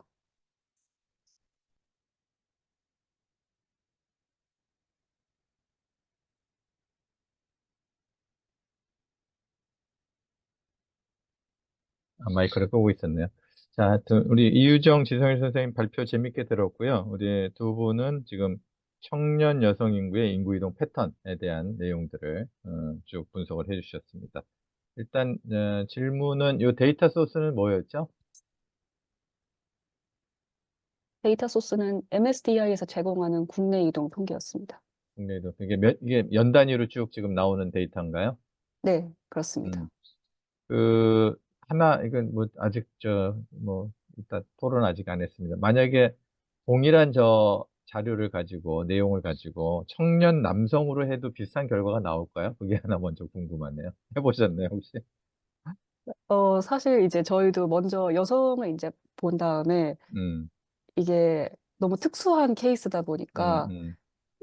이제 후속 연구로 남성도 같이 비교하면은 어, 다른 어떤 재밌는 결과가 나오지 그러니까요. 않을까 이렇게 생각을 하고 있어서 앞으로 이제 네, 피드백대로 할 생각을 갖고 있고 저희가 생각하기엔 비슷한 결과가 나오지 않을까 싶습니다. 여쭤본 그 중에 하나가 그 16년과 19년에 이동거리가 짧아졌어요. 어느 정도 차이가 났나요? 이동거리가 오히려 좀 길어질 걸로 예상을 했는데 시간이 가면 갈수록 이 주택가격 상승이나 이런 부분들 때문에. 이 부분 네, 말씀하시는 거죠? 맞아요. 이동거리가 짧아졌다고 얘기하셨는데 맨 아래. 이동거리가 이제 이동거리가 그 2016년에는 사실 두 개 행정동 뭐 그 정도로 뛰어넘는 수준에서 발생했다면 2019년에는 같은 행정동 내에서 발생한 경우가 정말로 더 많아졌고요. 그리고 그 바로 옆 동네, 바로 옆에 행정동으로 넘어가는 경우가 되게 많아져서 거리가 짧아졌다고 저희는 봤습니다. 그 원인은 혹시 추측? 그 원인은 아무래도 사실 아까 저희가 한계점으로 제시했던 부분과 좀 맞닿아 있는데 아무래도 그 원인이 사실 그 서울에서 이미 존재하는 데가 이미 가격적으로 여기에 유리하다고 생각해서 왔지만은 뭐 낙성대와 서울대 입구와 같은 경우는 점점 가격이 되게 올라가는 측면에서 조금 더 싼 그 옆 동네로 이렇게 옮겨가는 게 그냥 추측컨대 그런 이유이지 않았을까라는 생각이었습니다. 그러니까 제가 궁금해서 만약 청년 남성 인구로 하면 이 부분들의 거리가 어디도 또 여성 인구하고 좀 다르지 않을까 싶어서 한번 질문드렸던 거고요. 자, 혹시 다른 우리 발표자들이나 우리 궁금하신 부분이 있으면 한번 질문해 주시면 또 우리 답변 듣도록 하겠습니다. 네, 이상원 질문이 있습니다. 네, 말씀하세요. 저도 인구이동 관련 연구에 관심이 있고 진행을 해본 적도 있어서 그런데 두 가지 여쭤보고 싶습니다. 일단 첫 번째로 변수 구성에서 평균 접근 시간을 1평균 철도역의 대중교통 및 도보 이용 기준으로 여기 나와 있는데 혹시 이게 어떻게 측정이 된 건지가 조금 궁금했고요. 첫 번째, 네. 그리고 두 번째로는 이거는 약간 부수적인 건데 종속 변수에 있어서 건수로 되어 있는데 뭐 제가 옛날에 코멘트 들었던 것 중에 비율로 하는 건 어떻겠냐 이런 것들이 있어서 뭐 전체 전출 대비 이 청년 여성 1인 가구의 전출 건 비율 비율. 이런 것도 한번 어떻게 생각하시는지 이 두 가지가 좀 궁금합니다. 네, 답변 가능한가요? 변수 네, 구성과 가능합니다. 우리 종속 변수. 네, 질문 감사드리고요. 일단은 MDIS에서 제공하는 인구 통계 자료와 추가로 저희가 설명을 좀 빠뜨렸는데, 그 국가교통 DB에서 제공하는 그 접근성 지표와 그리고 SGIS에서 사용하는 사업체 조사 자료, 그리고 그 가구 조사 자료, 그 주택 조사 자료들을 같이 활용했습니다. 그래서 평균 접근 시간 같은 경우에는 일평균 이 도보 이용 기준에서 분 단위로 나오는 자료가 지금 국가교통 DB에 올라와 있는 상태고요. 2016년부터 2021년까지 활용 가능한 상태로 나와 있습니다. 그래서 서울시, 제가 알기로는 수도권 전체에서 그 행정동 기준으로 그 뭐 분단위로 이렇게 통계 자료를 활용할 수 있는 걸로 알고 있고요. 그리고 사실 종속 변수를 저희가 건수로 했던 거는 건수가 그 1000단위가 넘지 않습니다. 최대가. 그래서 일단은 비율은 사실 또 비율도 되게 좋은 방법인 것 같은데 일단 저희가 후속 연구를 진행할 때 한번 시도를 해보겠습니다만 일단 저희가 처음에 시도했을 때 건수로도 충분히 유의하게 사용할 수 있을 것 같다라고 판단하에서 진행한 거라 비율도 네, 괜찮은 방법이라고 저 생각을 합니다. 네, 그 혹시 철도역이라는 게 지하철역이 아니라 철도 지하철 전철 포함입니다. 네, 알겠습니다. 네, 감사합니다. 질문과 네, 답변 감사합니다. 네. 자, 그러면 우리 두 분 지정 토론자의 토론을 듣도록 하겠습니다. 우리 김철 교수님 먼저 네, 해주시죠. 이번에는 김용목 박사님이 먼저 하시는 게 그럴까요? 어떨까요? 그러시죠. 네. 자, 김용옥 박사님. 네. 예, 들리십니까? 네, 잘 들립니다. 예, 그 연구 재밌게 잘 봤습니다. 그 이제 제일 먼저 연구 배경에 대해서 좀 먼저 말씀을 드리고 싶네요. 그러니까 이 기본적 연구 내용이 서울시 내에서 발생하는 청년 여성들의 인구 이동에 관한 내용들이 내용을 다루고 있는데, 그러니까 어떤 취지로 그 지방 소멸에 대한 걸로 배경을 썼는지는 이해를 하겠습니다. 하지만 실질적으로 연구에서 다루고 있는 내용 자체를 시작하는 측면에서 그 지방 소멸과 특히 뭐 마스다 히로야 발표한 지방 소멸 위험 지수 이렇게 지라는 거는 약간 한 단계 정도 건너뛰는 느낌이 있어가지고 이 연구를 시작하는 데 있어가지고 오히려 연구에 좀 초점을 흐리는 그런 측면이 있을 것 같아가지고 이 배경을 약간 좀 연구 내용에 맞게 다시 한번 생각을 해보시는 게 좋을 것 같고요. 그 전반적으로 분석 내용이 다각적으로 뭐 전입, 전출, 그리고 뭐 지역별로 잘 분석을 해주셨는데, 이게 봤을 때 사람들이 그 전입과 전출을 따로 분석하고 그 요인을 분석을 하는 것도 중요하지만, 결국 전입과 전출을 합쳐서 순이동 측면에서 이런 변수들이 어떻게 영향을 미치는지를 보여주면은 좀 더 직관적으로 그 지역에 가진 특성이 이 인구 이동에 미치는 영향을 좀 더 직관적으로 이해하는 데 좀 도움이 되지 않을까. 그래서 그 부분들을 좀 추가를 해주고 그 제시한 자료들 중에 일부는 조금 축약을 하면 사람들이 좀 더 이해하기 쉽게 정리가 되지 않을까. 이렇게 생각을 해봤습니다. 예, 이상입니다. 예. 네, 고맙습니다. 우리 김용욱 박사님은 우리 지역 내에 지금 인구 이동, 청년 여성들의 인구 이동에 초점을 맞췄는데 지역 간 인터리전의 어떤 이 분석이 지금 연구 목적에서 전반부에 좀 들어갔으면 좋겠다라는 얘기 해주셨고, 그다음에 전입 전출 이렇게 구분해서 했는데 전체적으로 순이동량 이 부분도 중요한 향후의 연구 과제다. 두 가지 정도 크게 말씀해 주셨습니다. 네, 그럼 이어서 김천혁 교수님 부탁드리겠습니다.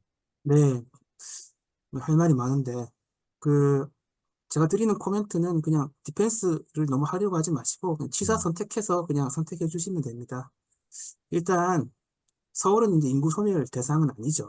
그래서 이제 소멸에 대한 게 연구 배경 들어가면 안 되고, 그다음에 이제 뭐 이왕 말이 나왔으니까 일본의 그 지방 소멸 지수 그걸 저는 되게 안 좋아합니다. 지금은 그 뭐 그런 인디케이터 말고 다른 인디케이터도 있지만 그 일본 학자가 그 학자가 어떤 학자인지 잘 모르겠고 사실 약간 한걸 갖다 써가지고 번역한 것도 그런 좀 성향도 있습니다.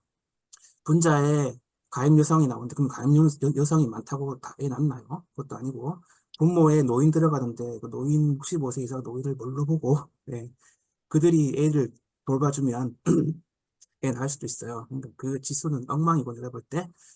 아, 그, 그 다음에 남성, 여성이 중요한 게 아니고 왜 여성을 왜 보는지 그러니까 연구 주제를 좁혀야 돼요.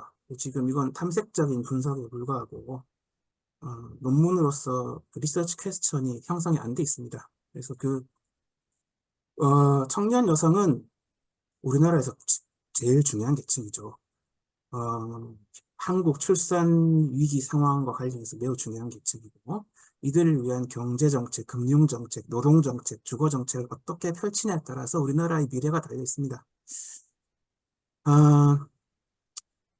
그리고 이제 계층 내 이질성 문제 여전하기 때문에 정책 대상 계층을 좁혀서 문제를 타겟하고 논문을 다시 재구성해야 되는데 만약 내가 논문을 쓴다면 이제 주거 환경 및 주거 여건이 청년 주거 입지에 어떤 영향을 미치나라는 건데 이제 여성이면 싱글이나 젊은 여성은 그 페이퍼에 보면 앞에 뭐 안전 그런 얘기 했어요. 범죄, 그래서 예. 저렴하고 노후도 저렴성 노후도를 통제한 다음에 셉티드 이런 걸 봐야겠죠. 셉티드 이런 걸 봐야 될 것 같고 결혼 정년기나 초기 신혼부부는 육아 환경이 중요하겠죠. 그래서 달라져야 되고 그다음에 이제 그다음에 이제 강론으로 그 총론이고 강론으로 넘어가면 독립 변수 맨 끝에 있는 두 가지 변수는 in average, in 평균 에이지, out 평균 에이지는 이거는 이동에 관련된 변수이기 때문에 이게 독립 변수로 들어가는 게 맞는 건지 잘 모르겠어요. 이동에 대한 거잖아요. 그러니까 선후 관계가 좀 생각해 보시고요. 그다음에 이제 앞선 논문도 그렇고 지금 논문도 그런데 주택 그리고 도시의 물리적 환경에 대한 개념화, 그다음에 측정 지표를 조금 더 고도화해 줄 필요가 있습니다. 뭐 데이터 한계일 수도 있는데 잘하면 할 수 있어요.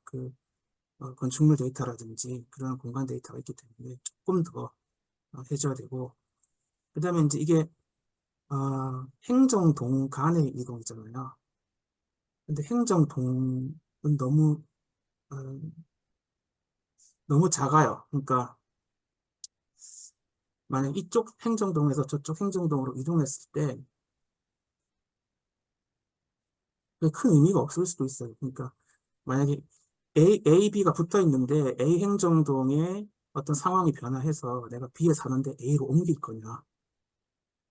무슨 말인지 아시겠죠? 예. 그 다음에 마지막으로 김명옥 박사님께서 말씀해 주신 내용을 조금 더 말씀드리면, 푸시 요인하고 풀 요인은 다르잖아요.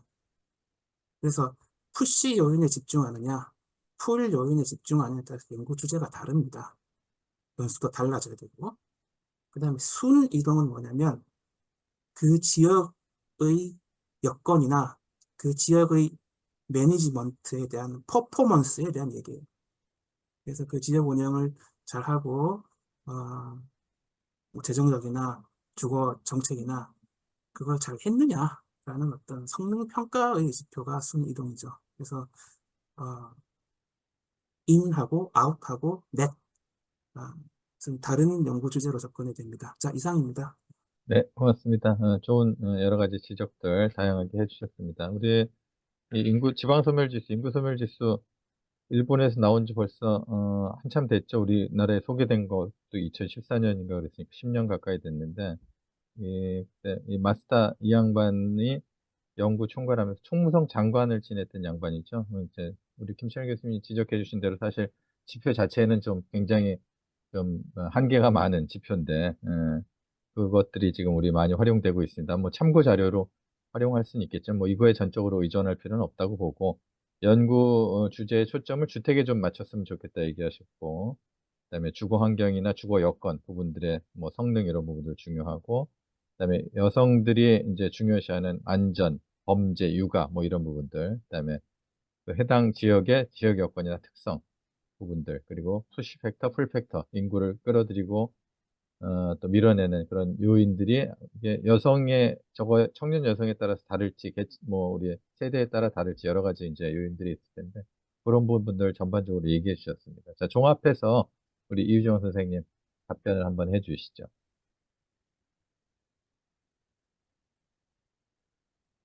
네, 너무 이렇게 다양하고 좋은 피드백을 주셔서 감사합니다. 향후 이제 연구를 다시 한번 해보면서 그 부분 적용하도록 노력해 보겠습니다. 네. 감사합니다. 저는 그런 내용들 좀 보완하고 재밌게 본 게, 아까 행정동 내 이동 패턴 2016년, 2019년 하면서 그 지역의 서울시 동지역의 어떤 인구 공간적 특성을 이렇게 도출해낸 것도 재밌는 결과인 것 같아요. 이제 여러 가지 조금 더 보완해야 될 부분들이 있지만, 아까 세 개, 행정동 내 이동 패턴에 따라서 세 개 지역으로 이렇게 특성으로 이렇게 구분했는데, 그거에 따라서도 서울시 우리 공간 구조나 지금 인구 이동 패턴이라는 부분들을 상당히 재밌게 볼 수 있는 자료가 아닌가 싶습니다. 네, 하여튼 이유정 선생님, 지성일 선생님 수고 많으셨고요. 그런 부분들 더 보완해서 좋은 논문으로 발전되면 좋겠습니다. 자, 수고 많으셨습니다. 감사합니다. 네, 이어서 우리 세 번째 이제 발표자, 우리 연세대학교의 이상원, 구한민, 우리 김갑선 교수님 연구실에서 자가보유 종합부동산세, 그리고 정치적 태도 간의 관계에서 우리 보수 진보 정부의 비교, 박근혜 정부하고 문재인 정부 비교하신 것 같은데 시절을, 그 발표를 그럼 듣도록 하겠습니다. 발표는 우리 누가 해주실 건가요? 제가 하겠습니다. 네. 그 발표 자료는 줌 채팅에 미리 올려놨습니다. 네네. 공유 일단 하면서 화면에서 보면서 그래도 해주시죠. 네. 안녕하세요. 저는 연세대학교 도시공학과 재학 중인 이상원이라고 합니다. 제 연구 주제는 다음과 같고요. 종합부동산세에 집중해서 연구를 수행하였습니다. 서론입니다. 모두 종합부동산세는 고액의 부동산 보유자에게 세를 부과함으로써 조세 부담의 형평성을 제고하고 부동산 가격을 안정시키는 것을 목적으로 합니다. 하지만 다양한 조세 원칙이나 이중부과의 문제를 안고 있다는 비판을 받고 있고, 이에 따라 종부세와 재산세를 일원화하는 등의 개선 방안에 대한 논의가 이루어지고 있습니다.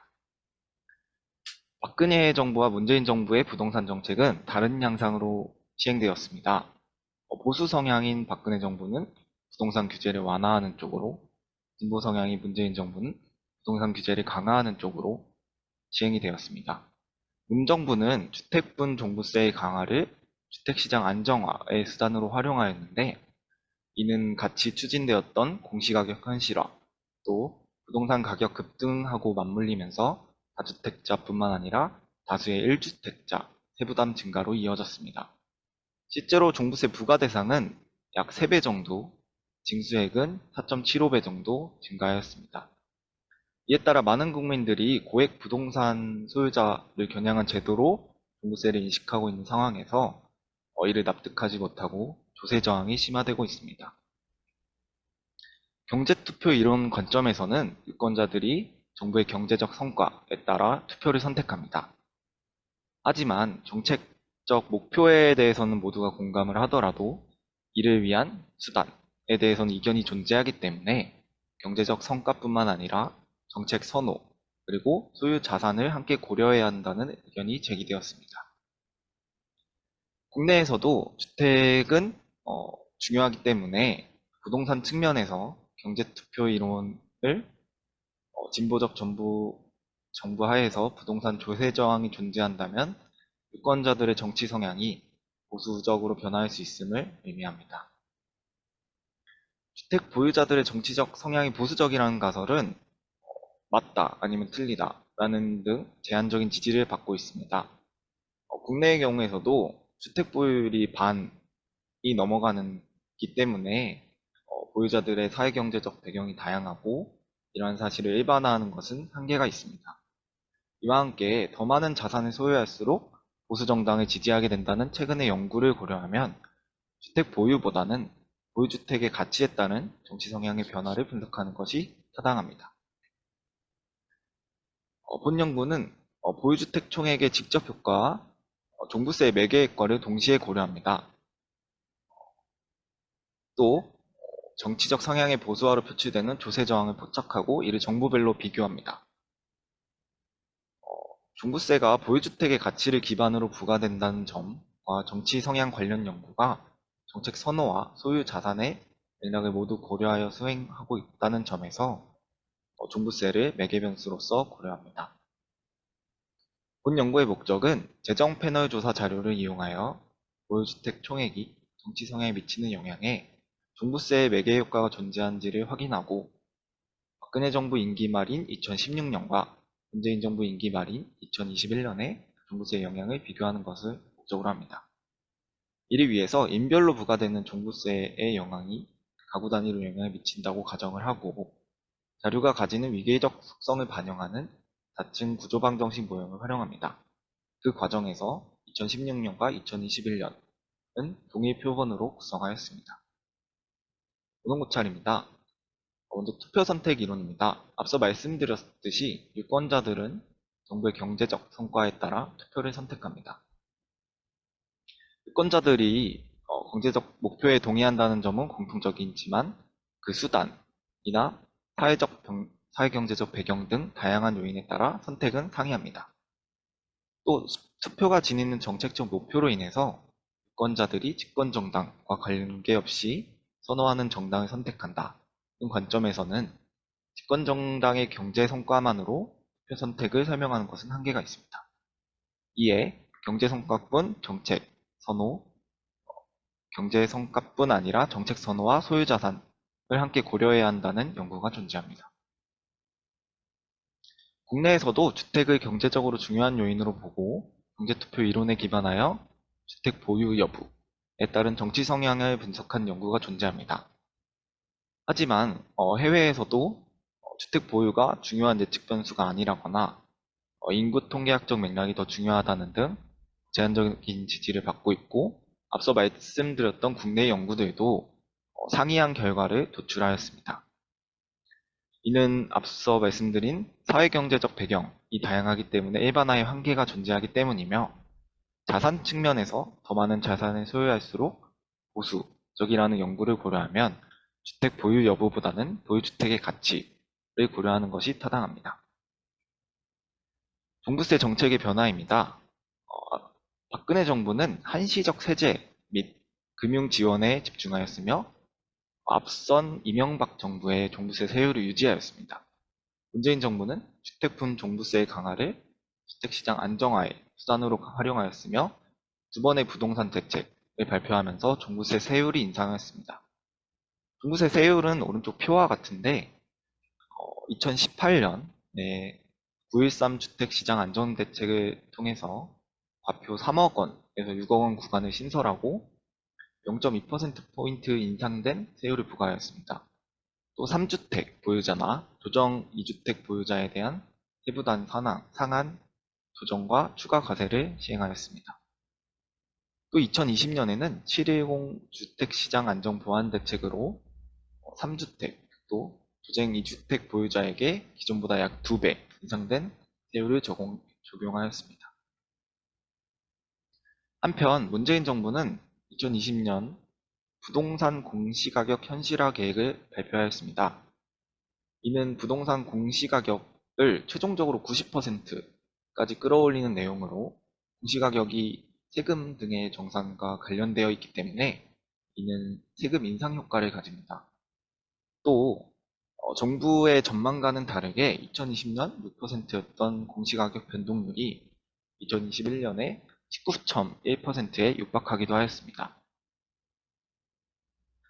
이렇게 강화된 종부세로 인한 조세 저항을 정치적 성향의 변화를 통해 포착할 필요가 있습니다. 앞선 문헌고찰을 통해서 다음과 같은 연구가설을 구체화하고 본 연구를 통하여 이를 검증하였습니다. 분석 방법입니다. 결과 변수는 정치적 성향입니다. 정치 성향은 5점 척도로 조사되었고, 그 값이 작을수록 진보적, 클수록 보수적입니다. 원인 변수는 보유주택 총액입니다. 보유주택 총액은 가구 단위로 합산하여 산출하였으며, 가구가 정치적 사회화의 주요 장소로서 작용하기 때문에 이렇게 산출하였습니다. 매개 변수는 종부세와 재산세 납부액입니다. 이 또한 가구별로 합산하여 소출하였으며, 종부세가 재산세를 기반으로 과세되며 재산세액을 공제한 후 과세되기 때문에 종부세가 중요한 것이더라도 재산세를 함께 고려하는 것이 타당하다고 판단하였습니다. 또 개인 정치 선호 형성에 있어 가구의 역할이 중요하기 때문에 가구 내 다른 구성원의 자산과 세금 납부액이 함께 정치 성향에 작용하는 것으로 보고, 인별로 부과되는 종부세와 재산세를 합산하여 가구 수준의 변수로 설정하였습니다. 하지만 그 영향의 정도가 기타 친인척 등에서는 약하게 나타날 것으로 보고, 가구주와 그 배우자만을 대상으로 분석합니다. 오른쪽 표와 같이 맨 오른쪽에 수준, 개인, 가구 수준으로 구별하여 분석을 수행하였습니다. 이렇게 한 이유는 매개 변수와 원인 변수가 가구 수준임에도 개인 수준인 결과 변수를 예측하는 데 있어서는 생태학적 오류와 독립성 가정이 위배되는 문제가 생깁니다. 하지만 계층적 접근 방식을 적용한 연구들이 정치적 성향 연구 중에서 제한적이고, 이에 따라 이와 같이 수준을 구분하여 분석을 하였습니다. 한편 금액과 관련한 변수들, 종부세 납부액 등이나 보유주택 총액, 그리고 근로소득 등의 소득 관련 변수들은 정적 편포를 보여서 이를 더하고 로그 변환한 후 분석을 수행하였습니다.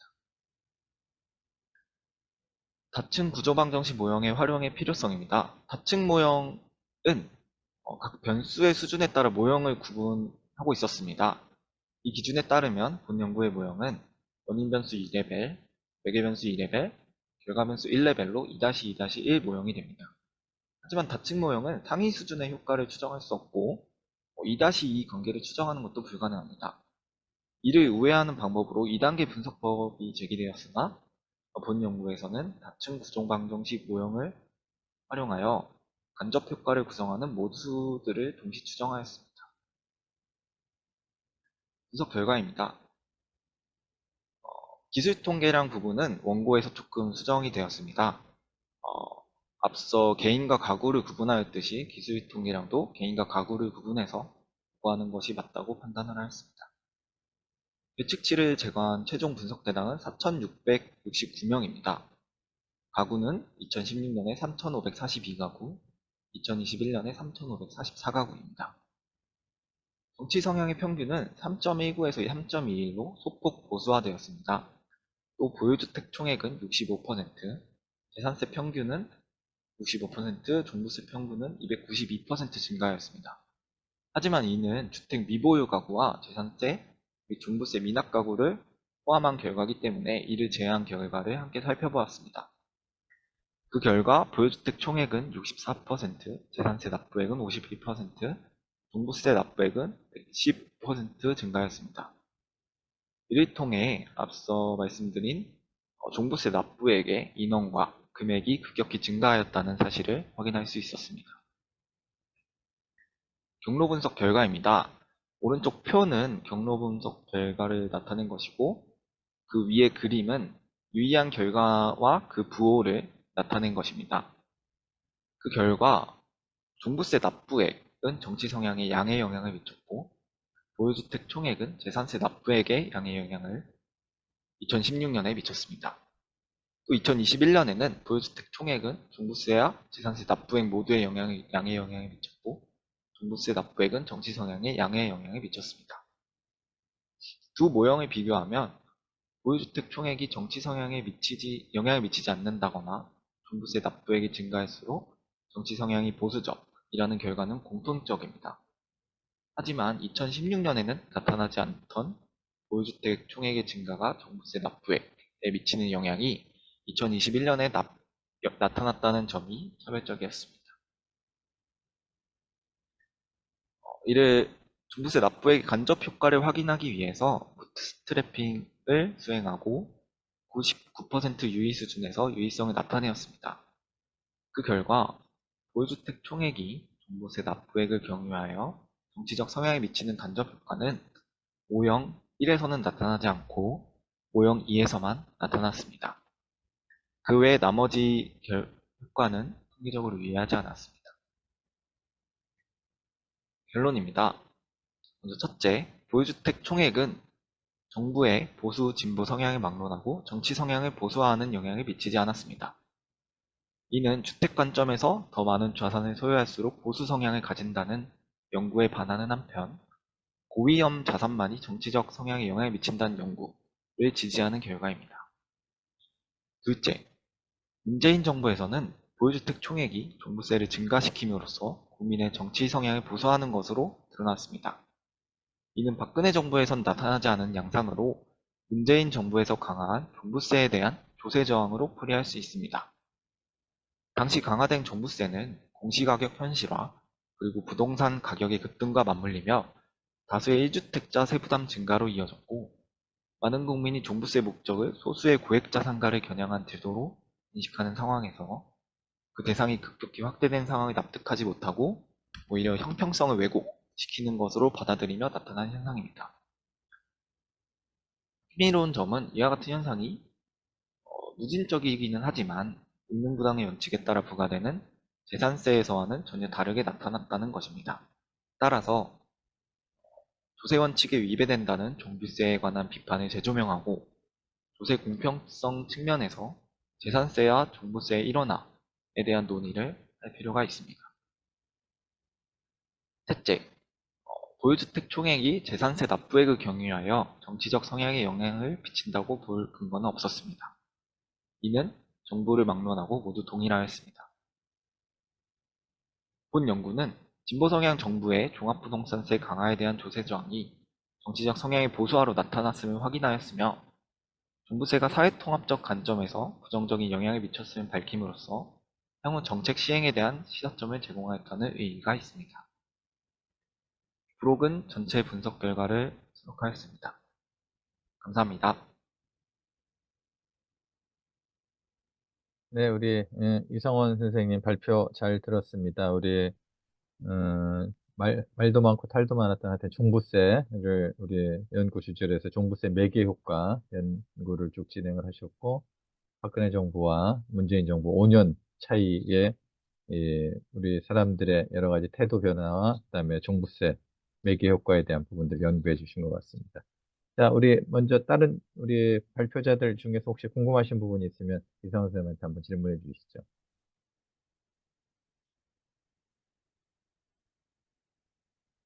자, 그러면 우리 종합 토론, 우리 토론, 지정 토론 들으면서 또 궁금하신 부분들 이따 질문해 주시면 되겠습니다. 자, 먼저 그럼 순서대로, 아까 순서대로 김용욱 우리 부연구위원님 토론 듣고, 그 다음에 김찬일 교수님 이어서 말씀해 주시면 되겠습니다. 예, 김용욱입니다. 우선 좀 몇 가지 질문을 좀 드리고 싶은데요.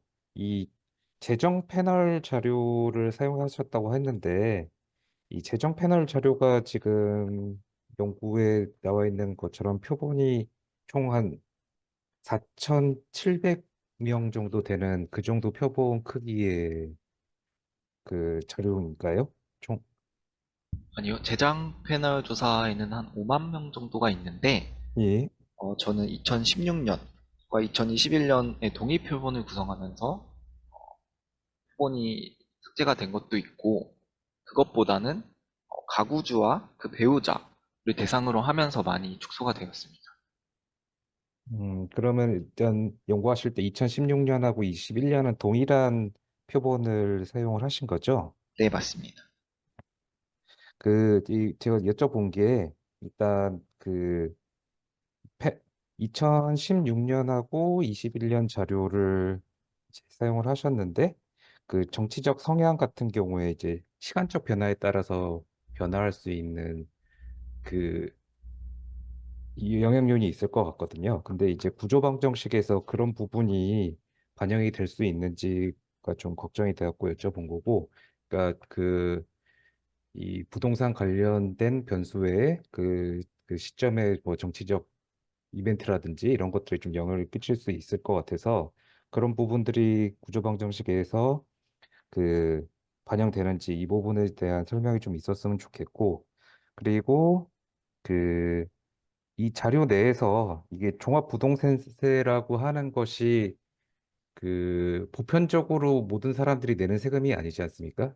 굉장히 과세 대상자가 좀 제한적이고, 이 논문에서 말씀하신 것처럼 2021년에 늘어났었을 때도 전체 한 110만 명 정도 된다고 얘기를 하셨는데, 그 현황 관련된 거, 그러니까 이 자료가 종합부동산세에 데이터를 얼마나 반영하고 있고 그의 변화가 어떻게 됐는지를 기술 통계량 외에 조금 더 추가적인 설명이 있으면 좀 더 이해를 하는데 도움이 될 것 같습니다.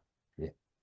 그리고 이 마지막 그 결과를 해석하는 데 있어가지고 이 취지는 알겠지만 이제 정치적 성향이 보수화됐다라고 해서 사회 통합적 관념으로 부정적 영향을 미친다라고 이렇게 결론을 내리시고 있는데, 그러니까 이 과세가 과도해서 조세 지형이 있을 수도 있고 반대쪽을 지지하는 것까지는 뭐 이해가 어느 정도 취지는 이해를 하겠는데, 이게 보이는 것 측면에서 정치적 성향이 보수화됐다고 해서 이게 사회 통합이 해체해진다라고 하는 것이 조금 마지막 결론으로 내리기에는 좀 조심스러운 측면이 있지 않나. 요거는 좀 개인적 의견으로 말씀을 드렸습니다. 예, 이상입니다.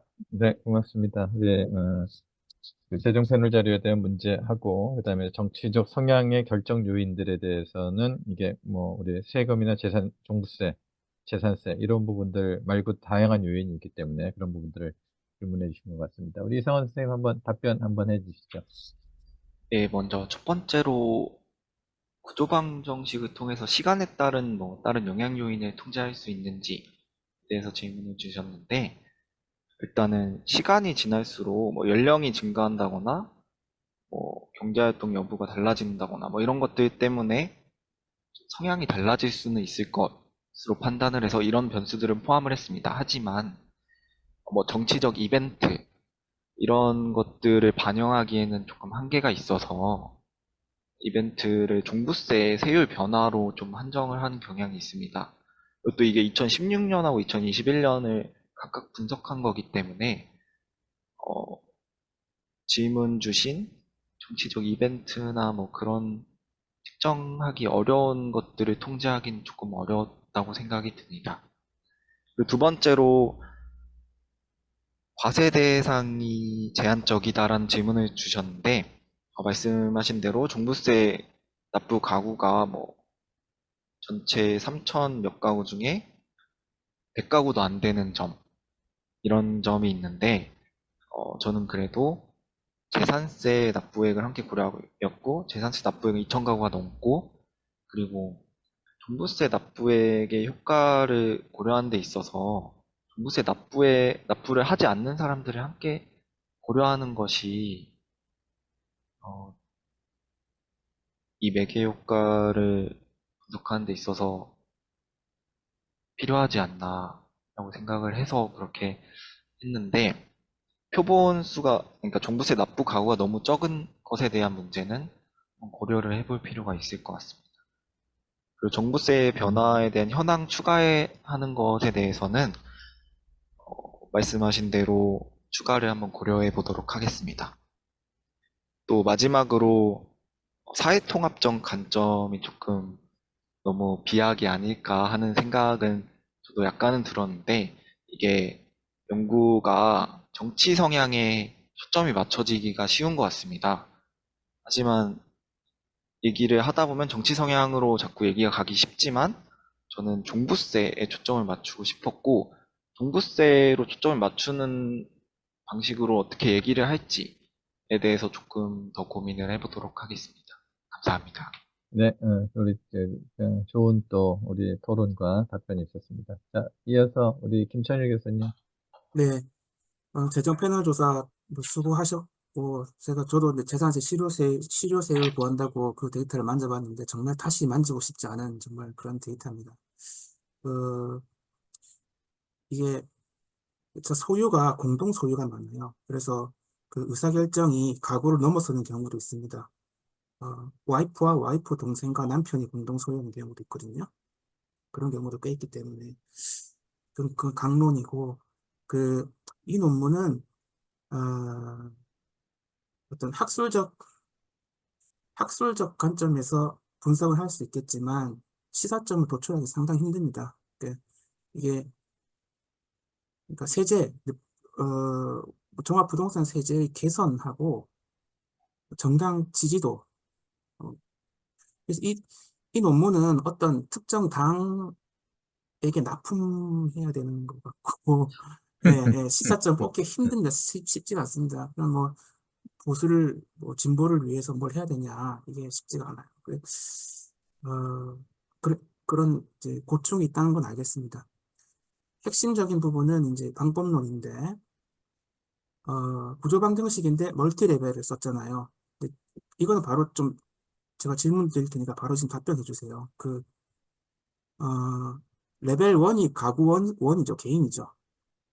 네, 맞습니다. 레벨 2는 가구고, 네. 하면 안 될 것 같은데. 왜냐면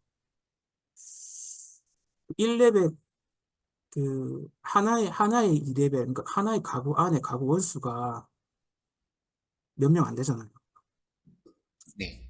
멀티레벨 보통 교육학에서 하는데 그러니까 학교 내에 혹은 클래스룸 내에 피어 이펙트 그게 첫 번째 레벨이고 2레벨은 학교잖아요. 학교나 아니면 에듀케이션의 주리스딕션 이렇게 해가지고 어떤 학생의 퍼포먼스가 학교 내 그러니까 위드인은 몇 %고 학교 간 BT는 몇 %냐 그걸 보는 거거든요.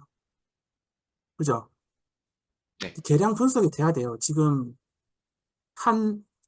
하나의 가구, 그러니까 2레벨 안에 1레벨의 샘플 수가 회귀 분석이 가능할 정도가 돼야 돼요. 이건 좀 본질적인 문제인데, 아, 제가 만약에 지도교수라면 이, 이 주제를 이 계량 분석이라는 방법론이 담을 수 없어요. 이 주제는 뭔가 컨텍스트 어널리시스나 정성적인 걸 해줘야 될 것 같고, 음, 예, 아까 얘기한 거, 그 샘플 수에 대한 문제, 좀 어려워요. 그 다음에 이제 종부세 내는 가구는 제가 샘플을 만졌을 때는 정말 한 50가구밖에 안 나거든요. 그 표본에서는. 그럼 나머지는 다 0000 이렇게 채워져 있는 걸 분석했다는 것인지, 네, 그렇게 해도 되냐. 문제가 있어요. 그 다음에 변수 구성을 보게 되면, 그, 가구 특성들은 전부 다 제가 볼 때는 소득에 영향을 미치는 변수들이거든요. 그러니까 VIF의 문제가 아니라 내용적으로, 개념적으로 봤을 때 개인 특성이 다 가구 특성에 영향을 미치는 거죠. 이 가구 특성이 다 소득 변수들은 지금. 항상 소득, 퍼머넌트 인컴을 추정하기 위한 독립 변수가 연령, 성별 이런 거잖아요. 그래서 이제 VIF 그런 문제가 아니고 개념적으로 서로 간에 이제 종속 관계가 있기 때문에 이거 이렇게 써도 되는지 모르겠고, 그다음에 이제 소득도 합쳐야 될 것 같아요. 이렇게 다 쪼개는 건 잘 모르겠어요. 왜 쪼개는 게 어떤 의미가 있는지 잘 모르겠고,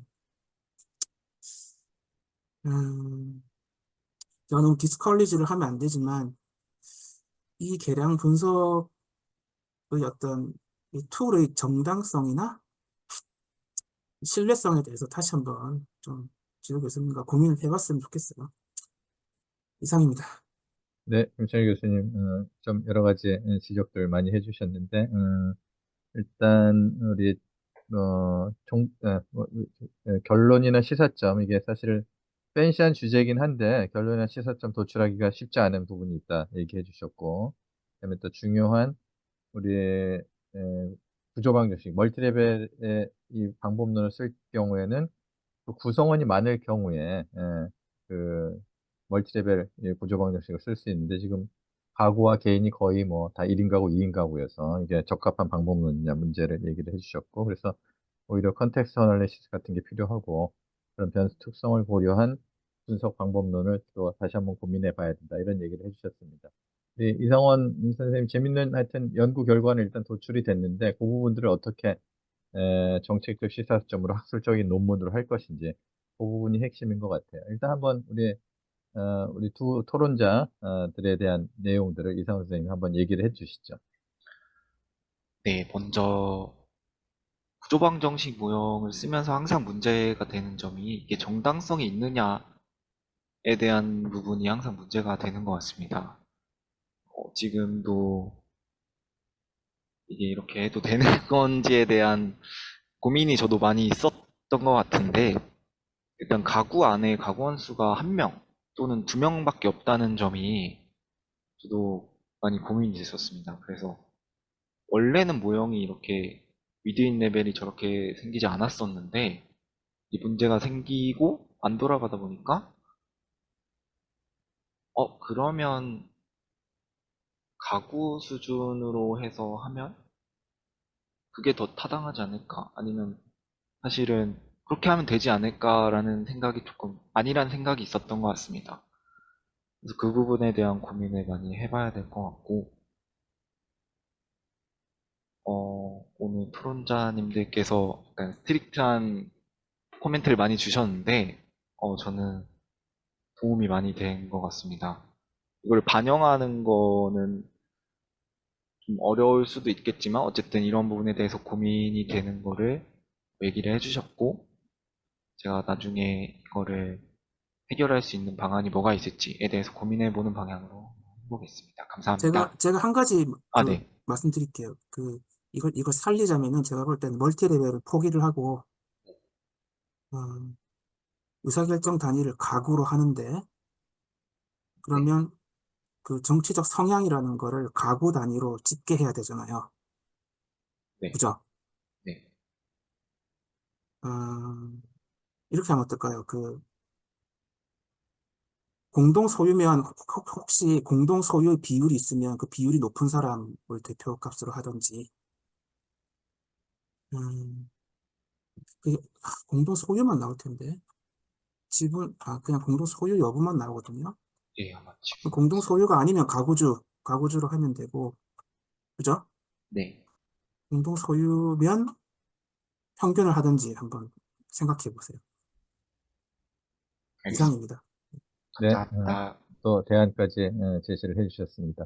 우리 결국은 우리 이상원 선생님 연구가설 4개 중에 사실은 이제 H2, 2-2는 이제 유의미한 수준으로 이제 상당히 채택이 된 것 같은데, 결국 우리 지난번 정부에서 부동산 정책의 패착, 대상 확대하면서 종부세, 그 부분들이 이제 고소화 성향을 많이 미친 걸로 이 연구에서는 이렇게 나타난 것 같습니다. 물론 이제 방법론이나 이런 부분들은 더 고도화하고 변수 특성을 좀 고려해야 될 것 같은데, 그런 지금 우리 토론자께서 주신 의견들을 잘 정리해서 좋은 논문으로 발전시켰으면 하는 바람입니다.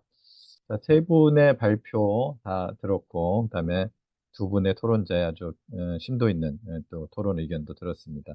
우리 제2세션 우리 주택부동산 분야 지역개발학회 동계 세미나 정리해야 될 것 같은데요. 우리 세 분, 시립대 박성원 선생님 지역 간 청년 주거 이동을 주제로 발표해 주셨고, 그다음에 이유정 지성일 선생님은 청년 여성의 인구이동 패턴, 그다음에 세 번째 우리 이상원 선생님은 종부세 매개 효과, 좋은 논문들을 발표해 주셨습니다. 전체적으로 뭐 수준 높은 연구라고 생각이 되고요. 보완해야 될 부분들 오늘 쭉 얘기 나왔으니까 잘 정리하셔서 좋은 논문으로 시키를 바라겠습니다.